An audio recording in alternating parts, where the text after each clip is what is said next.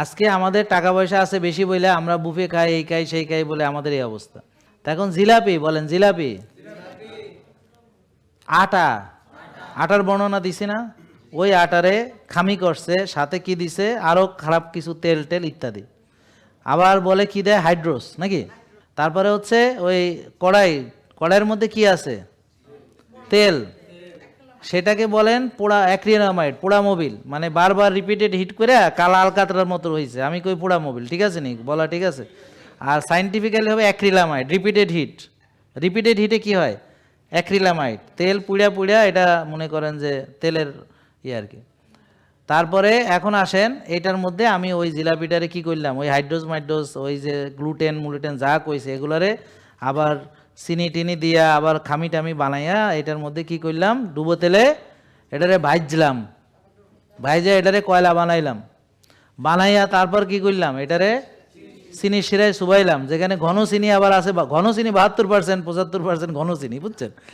তো চিনি শিরায় চুবাইলাম, আবার আর রঙও আছে, শাহি রং, শাহি রং, হ্যাঁ। এবং সেগুলো হচ্ছে কেমিক্যাল ইন্ডাস্ট্রির জন্য আনে, ওরা ওখান থেকে মেরে দেয় আর কি, কে এত মনে করেন দেখে, হ্যাঁ মারা দাও, কাপড়ের রং মেরে দিল, হ্যাঁ দেখছেন না অভিযানে তো অনেকগুলো দেখা যাচ্ছে। এরপরে আপনি তবারক পবিত্র মনে করে আপনি করে খাচ্ছেন মসজিদের মধ্যে।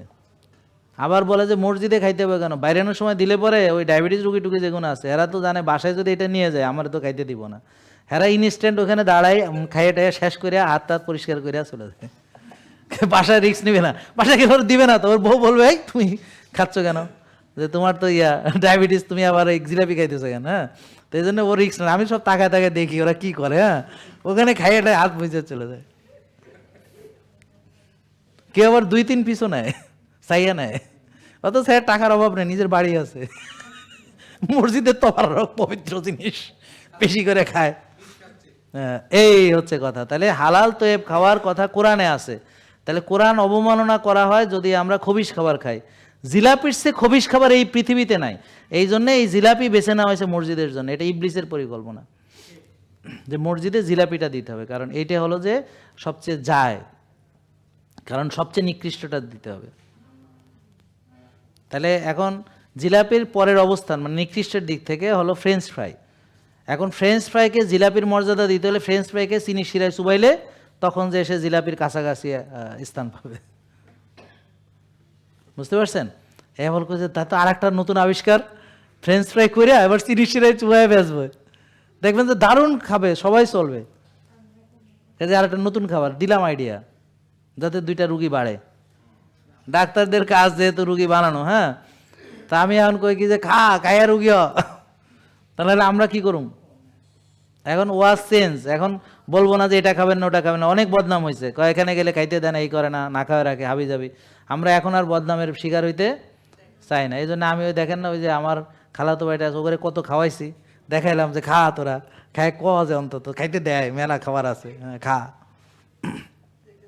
তা এখন ওয়াজ চেঞ্জ, ওয়াজ হলো সবাই জম্মের খাওয়া খাইবেন, ঠিক আছে, তারপর রুগী হইলে আমার কাছে আসবেন, কেউ ব্যায়াম করবেন না, ঠিক আছে, রুগী হলে আমরা আছি, হ্যাঁ সবাই রাত জাগবেন, টেনশন করবেন, ঠিক আছে, রুগী হলে আমরা আছি, ওকে, হ্যাঁ এইভাবে চলেন। যে নিজের ভালো বোঝে না এসছে ভালো উপদেশ আর কি দিমু তারে, যে নিজের সর্বনাশ নিজে করে, বুঝতে পারছেন। জেকে লাইফস্টাইল লিমিটেড, ওষুধ মুক্ত সুস্থ জীবন।